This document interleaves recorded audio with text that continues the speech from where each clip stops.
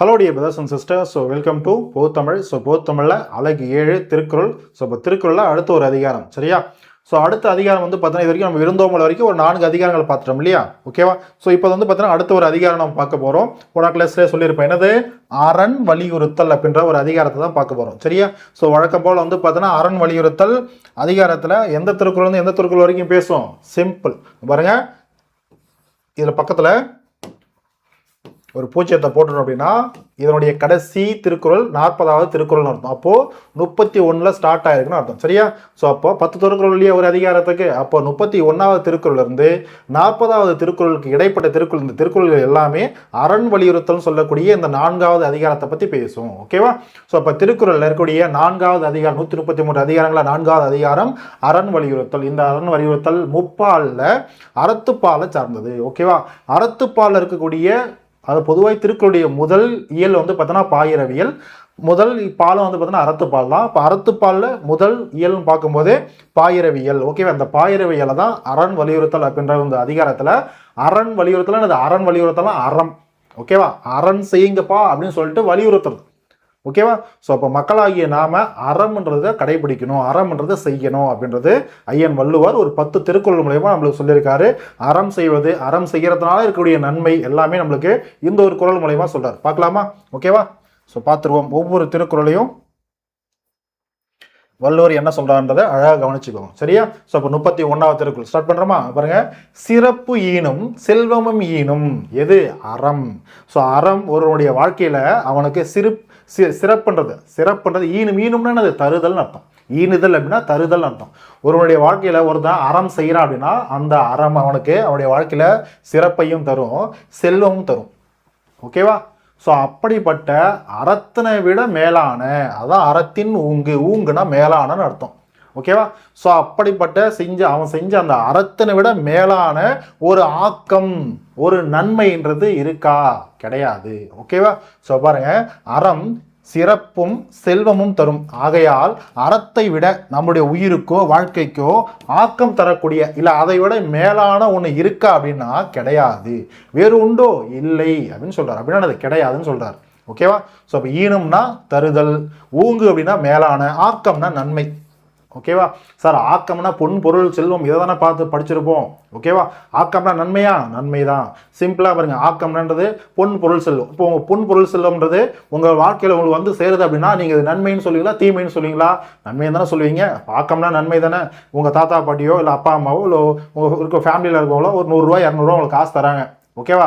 அது உங்களுடைய ஆக்கம், ஓகேவா? அந்த இடத்துல போயிட்டு பொன் பொருள் செல்வம் தானே, இது எனக்கு வேணாம் அப்படின்னு சொல்லி தூக்கி போடுவீங்களே, ஏன்? அது நம்மளுக்கு வரக்கூடிய நன்மை, அதை வச்சு நம்ம ஏதாவது செலவு பண்ணலாம். அப்போ ஆக்கம் தானே அது.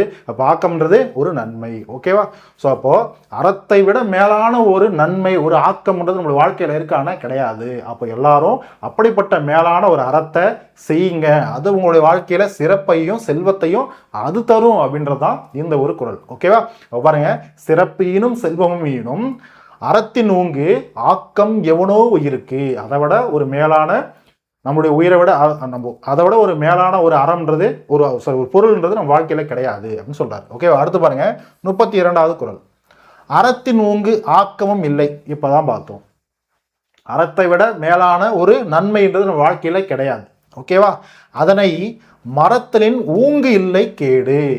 அப்படிப்பட்ட அறம் செய்வதை மறத்தலின் மறந்து போறோம் அப்படின்னா அது நம்முடைய வாழ்க்கைக்கு மேலான ஒரு விஷயத்த, மேன்மையான ஒரு விஷயத்த தராது. ஊங்கு இல்லை, மேன்மை இல்லை, மாறாக அது நம்மளுக்கு கேடு விளைவிக்கும், தீங்கு விளைவிக்கும்னு சொல்றாரு, ஓகேவா? ஸோ அப்போ அறத்தோடு நம்ம செய்யறோம் அப்படின்னா அது வாழ்க்கைக்கு நல்லது, மேன்மையை தரும். இல்லைன்னா அறம் செய்யல அப்படின்னா அது நம்ம வாழ்க்கைக்கு கெட்டதா முடியும், தீமையை தரும் சொல்றாரு. பாருங்க, அறத்தோடு வாழ்வதை விட நன்மை வேறு எதுவுமே கிடையாது. அதான் அறத்தினூங்கு ஆக்கமும் இல்லை. அறத்தை விட சிறந்த ஒரு ஆக்கம், ஒரு நன்மைன்றது கிடையாது. அந்த அறத்தை மறப்பது, அந்த அறத்தை அதனை மறத்தலின் ஊங்கு இல்லை, மேன்மை இல்லை, வளர்ச்சி இல்லை, உயர்வு இல்லை, மாறாக அது கேடுதான். அறம் செய்யல அப்படின்னா, ஓகேவா? ஸோ அதை விட கேடானது இல்லை. எதை விட? அறம் செய்யாம இருக்கிறது ஒரு கேடு தான், ஒரு தீமையை தரும் சொல்றாரு. ஸோ கேடுனா தீமை, தீங்குன்னு அர்த்தம், ஓகேவா? அடுத்து பார்க்கலாமா?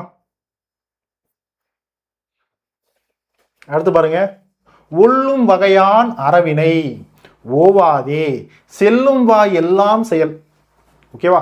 ஒல்லும் வகையான அறவினை ஓவாதே. ஓவாதே அப்படின்னா ஒழியாமல், ஓய்வு இல்லாமல், தோய்வு இல்லாமல், எப்படி வேணா சொல்லலாம். ஓகேவா? அப்படின்னா நம்ம ஒல்லும் வா இயன்ற வரை, ஒல்லும் அப்படின்னா இயன்ற வரை பாருங்க, ஒல்லும் வகையான் இயன்ற வகையில நம்மளால முடிஞ்ச வகையெல்லாம், முடிஞ்ச டைப்லாம் பாருங்க, அறவினைய அறத்தை செய்யணும்னு சொல்ற, அதான் அறவினை. அறம் செய்யறதா அறவினை. அறம்ன்றது செய்யணும். ஓகேவா? எப்போ ஓவாதே, ஓய்வில்லாம தோய்வில்லாம, என்னது கொஞ்சம் கூட மனம் தளராம, இங்க பாருங்க, ஒழியாம அப்படின்னது, தோய்வு இல்லாமல் ஓய்வு இல்லாமனா கொஞ்சம் கூட அசராத எப்பெல்லாம் முடியுதோ நம்ம என்ன பண்ணும், அறம்ன்றது நீங்க செஞ்சுக்கிட்டே இருக்குண்டா தம்பின்னு சொல்றாரு. ஓகேவா? அப்போ ஒல்லும் வகையான் அறவினை ஓவாதே, எப்பெல்லாம் செய்யணுமா, செல்லும் வாய், நீங்க எங்க போனாலும், எந்த நேரமா இருந்தாலும் சரி, உங்களால் ஒரு இடத்துல போயிட்டு அறம் செய்யறதுக்கான சூழ்நிலை வருதா, செஞ்சிருங்க அப்படின்னு சொல்றாரு. ஓகேவா? அதுதான் செல்லும் வா எல்லாம் செயல், போகக்கூடிய எல்லா இடத்துலையும் அந்த அறத்தை செஞ்சிருங்க. எல்லாம் செயல், எல்லா இடத்துலையும் அதை செஞ்சிருங்க. செயல்ன்றது வினைய, அந்த ஒரு அறத்தை செஞ்சிருங்கன்னு சொல்றாரு. ஓகேவா? பாருங்க, நம்மால் சென்ற செய்ய இயன்ற செயல்கள் எவையாக இருந்தாலும் சரி, எல்லா இடங்களையும் எங்கா இருந்தாலும் சரி, அறத்தோடு செய்தல் வேண்டும். அந்த அறத்தோடு அந்த ஒரு செயலை நம்ம செய்யணும். ஓகேவா? அடுத்து பாருங்க, செல்லும் வாய் அப்படின்னா செல்லும் இடமெல்லாம், ஓவாதேனா ஒழியாமல், அழியாமல், தோய்வில்லாமல், இல்லை ஓய்வில்லாமல், எப்படி வேணா சொல்லலாம். ஓகேவா? அடுத்து பாருங்க, 34வது குறள்.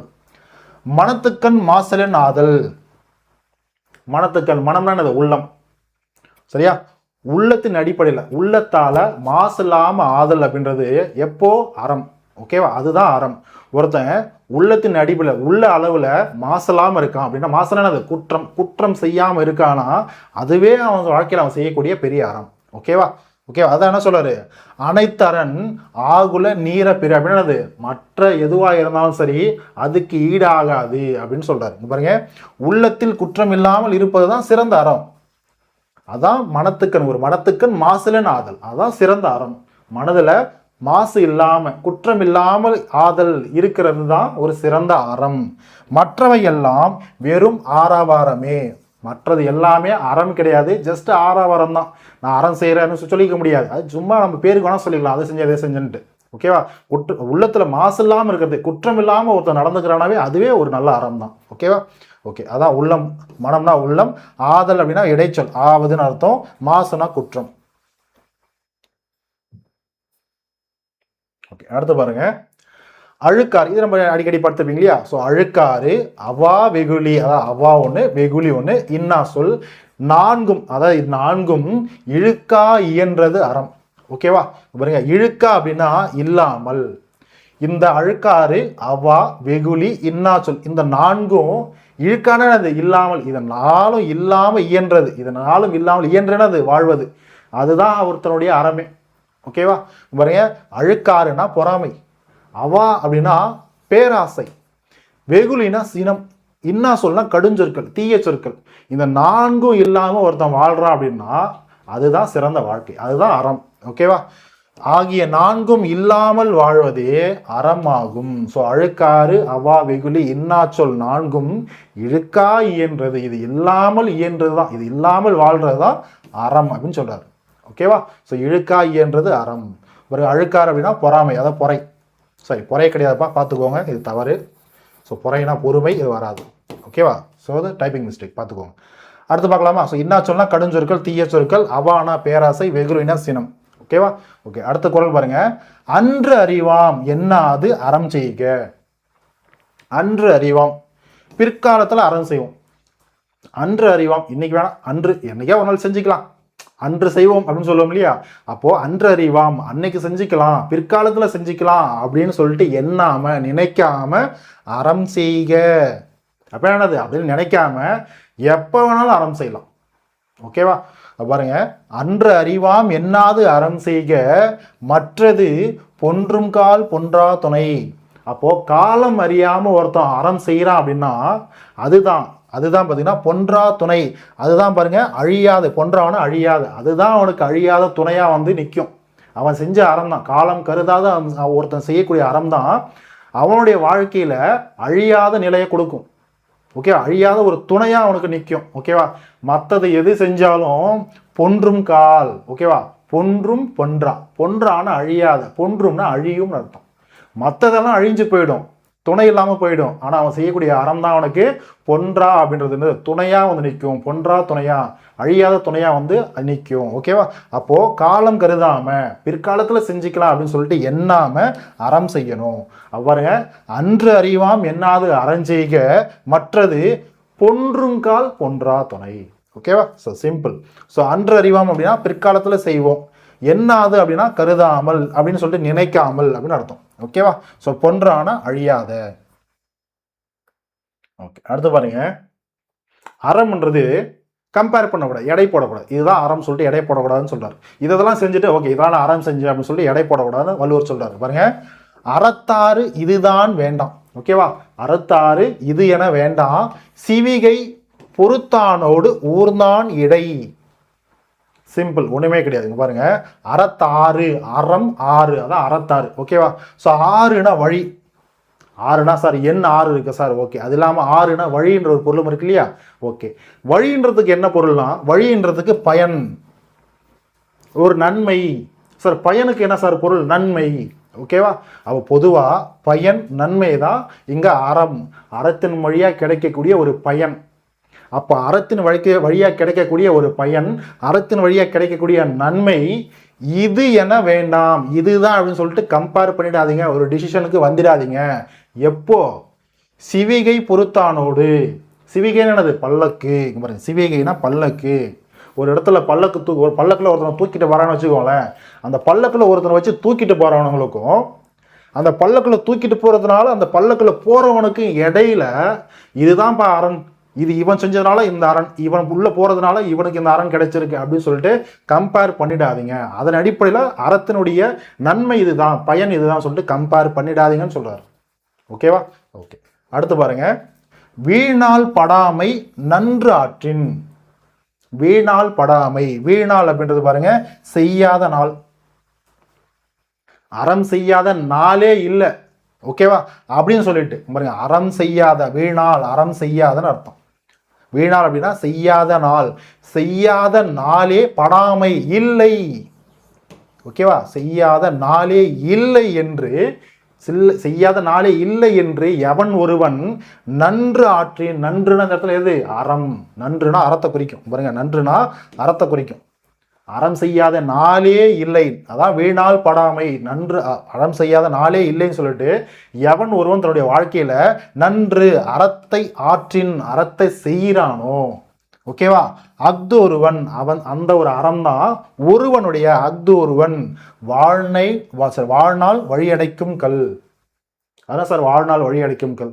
அறம் ஒருத்தவன் நல்லா செய்யறான்ப்பா, எந்த ஒரு நேர காலம்ன்றதே கிடையாது, இப்போதான் செய்யணும் கிடையாது, எப்போ வேணா செஞ்சுட்டு இருக்கா. அப்படின்னா அது வாழ்க்கையில் அறம்ன்றது எந்த ஒரு குறைவில்லாமல் எல்லா வகையிலையும் அறம் செஞ்சுட்டு இருக்கான்னு வச்சுக்கோங்களேன். அது அந்த அறம் என்ன பண்ணுமா? ஓகேப்பா, உங்களோட வாழ்க்கையில் நீ எந்த நாளும் எப்போதுமே அறம் செஞ்சுட்டே இருந்திருக்க, உன் வாழ்க்கையில் தேவைன்ற அளவுக்கு நீ அறத்தோடு நடந்துக்கிட்ட, அதனால் இதுக்கப்புறம் மீண்டும் பிறந்து உன்னுடைய ஆன்மா, அந்த சோல் அலைய வேண்டிய, திரிய வேண்டிய அவசியமே கிடையாது.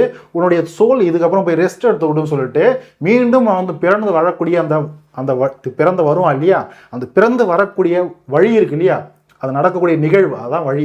அந்த வழியவே அடைக்கக்கூடிய ஒரு கல்லா அவன் இந்த வாழ்நாள் ஃபுல்லாக செஞ்ச அறம் அவனை தடுத்துருமா, திரும்பவும் பிறக்காம தடுத்துருமா. ஓகேவா? சொல்லுவோம் இல்லையா, எனக்கு அடுத்த பிறவை ஒன்று இருக்கவே கூடாதா, நான் அந்த பிறவையில் எவ்வளோ அனுபவிக்க அனுபவிச்சுட்டேன் சொல்லுவோம் இல்லையா, நிறைய பேர் சொல்லி கேள்விப்பட்டிருப்போம் இல்லையா. ஸோ அப்படின்னா அது அவ்வளோ வந்து கஷ்டப்பட்டிருக்கான்னு அர்த்தம். திரும்பவும் பிறந்து வந்தால் திரும்பவும் கஷ்டப்பட்டுறான்ற ஒரு பயம். ஓகேவா? அதனால அறம் செய்ய எவ்வளோக்கு எவ்வளோ நல்லது சரியோ செய், அது திரும்பவும் உன்னை பிறக்காம பார்த்துக்கும். அப்படின்னா உன்னுடைய சோல் அதோட ரெஸ்ட் எடுத்துக்கும், நீ இதுக்கப்புறம் பிறக்க மாட்ட, சந்தோஷமா இருப்ப அப்படின்னு சொல்றதான் இது. ஓகேவா? அப்போ ஒருத்தன் அறம் செஞ்சானா அந்த அறம் அவனுடைய வாழ்நாள வழியடைக்கக்கூடிய கல்லா இருக்கும். ஓகேவா? இதை வச்சு நான் ஃப்ரேம் பண்ணி கொஸ்டின் கேட்கலாம். ஓகேவா? ஆன்சர் என்னது? அறம். ஓகேவா? பாருங்க, இப்போ வீணால் படாமை, செய்யாத நாளே இல்லை அப்படின்ற அளவுக்கு எவன் ஒருத்தன் தன்னுடைய வாழ்க்கையில நன்று ஆற்றின் அறம்ன்றதை செய்கிறானோ அஃது ஒருவன், அந்த அறம் ஒருவனுடைய வாழ்நாள் திரும்பவும் வழியடைக்கக்கூடிய கல்லா மாறிடும் அந்த அறம். ஓகேவா? ஸோ அதான் பாருங்க, வீணால் படாமை நன்று ஆற்றின் அஃதொருவன் வாழ்நாள் வழியடைக்கக்கூடிய கல் எது? அறம். ஓகேவா? ஸோ வாழ்நாள்ல மறுபிறப்பு. அடுத்து பாருங்க, அறத்தான் வருவதே இன்பம். அறத்தான் வரும் அப்படின்னா அறம் செய்யறது மூலியமா நம்மளுக்கு வரக்கூடிய சந்தோஷம் தான், அதுதான் அது நம்ம செய்யக்கூடிய அறம் தான் நம்மளுக்கு இன்பத்தை தரும். ஓகேவா? அடுத்து பாருங்க, மற்ற எல்லாம் புறத்த புகழும் இல்லை அப்படின்னா மற்ற நீங்க எது செஞ்சாலும் அறம் செய்யறதா இன்பத்தை தரும், சந்தோஷத்தை தரும். ஓகேவா? மற்றது எல்லாமே உங்களுக்கு அது என்ன சொல்றது, இன்பத்தை தராது, மாறாக கேடுதான் தரும் அப்படின்றது வள்ளுவருடைய வாக்கு. பாருங்க, அறநெறியில் வாழ்வதே அதான் அறம், அறநெறியில் வாழ்வதே இன்பத்தை தரும். பிற வழியில் வருவன எல்லாமே, அறமில்லாத வழியில ஒருத்தன் இது ஒன்று செய்யறான், அது மூலமா அவனுக்கு கிடைக்குது அப்படின்னா அது அவனுக்கு புகழ்ன்றதை சேர்க்காது. ஓகேவா? மாறாக அந்த வழியில வந்தது எல்லாமே அவனுக்கு துன்பத்தை தான் தரும். ஏன்னா அறமற்ற செயலை அவன் செஞ்சிருப்பான். அறம் செஞ்சிருந்தாலும் இன்பத்தை தரும், அறமற்ற செயலை செய்யும் போது அவனுக்கு துன்பத்தை தான் தரும், புகழையும் தராது. ஓகேவா? ஸோ இல அப்படின்னா இல்லைன்னு அர்த்தம். ஓகேவா? ஸோ கடைசி குறள் பாருங்க, செயற்பாலது ஓரும் அரணே, ஒருவருக்கு உயர்ப்பாலது ஓரும் பழி. அதாவது செயற்பாலது ஓரும் அரணே அப்படின்னா செயற்பாலது செய்ய வேண்டியதுன்னு அர்த்தம். செயற்பாலது அப்படின்னா செய்ய வேண்டியது, செய்யக்கூடியது. அதானது செயற்பாலது ஓரும், செய்ய வேண்டுவது எது எனில் அறம். ஓகேவா? அப்ப செயற்பாலது ஓரும் அரணே, செய்ய வேண்டியது அறம் தான். ஓகேவா? ஒருவருக்கு, யாரு அது ஒருவருக்கு செய்ய வேண்டியது அறம் தான். உயர்ப்பாலதுனா செய்யக்கூடாததுன்னு அர்த்தம். ஓகேவா? செய்யாமல் விட வேண்டியதுன்னு அர்த்தம். ஓகேவா? அப்ப செய்யாமல் விட வேண்டியது எது? பழி. பழினானது தீமை. அப்போ தீமைன்றது ஒரு வாழ்க்கையில் அவருடைய வாழ்க்கையில் தீமைன்றது உயர்ப்பாளது, அதாவது செய்யக்கூடாதது, செய்யக்கூடியது செயற்பாலது, அது என்னது? அறம். ஓகேவா? அப்போ செயற்பாலது ஓரும் அரணே, ஒருவருக்கு உயர்ப்பாலது ஓரும் பழி, பழியை செய்யக்கூடாது. ஓகேவா? ஸோ அப்போ ஒருவன் செய்ய வேண்டியது அறம், அவன் செய்யாமல் விட வேண்டியது பழியே அப்படின்னா தீமையேன்னு அர்த்தம். ஓகேவா? என்னது? தீமையே. ஓகேவா? இங்கே இருக்கு பாருங்க, தீமையே. சரியா? ஓகேப்பா, இதுதான் அரண் வலியுறுத்தல். ஓகேவா? ஸோ இப்போ அறம் செய்யறது மூலயமா ஒருத்தருடைய வாழ்க்கையில எவ்வளவு சிறப்புகளை பெற முடியும், அறம் செய்யறது எவ்வளவு இம்பார்ட்டன்ட் அப்படின்றது வள்ளுவர் இந்த 10 குறள் மூலயமா அரண் வலியுறுத்தல் என்ற ஒரு அதிகாரத்துல நம்மளுக்கு சொல்லியிருக்கார். ஓகேவா? ஸோ ஓகே, அடுத்த ஒரு வகுப்புல நம்ம ஈகை, அடுத்த ஒரு அதிகாரம் என்னது? ஈகை என்ற அதிகாரத்துல ஈகை என்னது? கொடை, உதவி செய்யறது, இந்த மாதிரி விஷயத்துல, அதாவது ஒருத்தர் உதவின்னு கேட்டு ஒருத்தருக்கு நம்மளால முடிஞ்ச ஒரு கைமாறு செய்யறது. ஓகேவா? ஸோ அதான் ஈகை. ஓகேவா? ஸோ கொடைத்தன்மை, வள்ளல் தன்மை, தருதல், எப்படி வேணா நம்ம எடுத்துக்கலாம். ஓகேவா? ஸோ அடுத்த ஒரு வகுப்புல ஈகை அதிகாரத்தில் இருக்கக்கூடிய 10 திருக்குறளை அடுத்த ஒரு வகுப்புல பார்க்கலாம். ஸோ தேங்க்யூம்மா, தேங்க்யூ.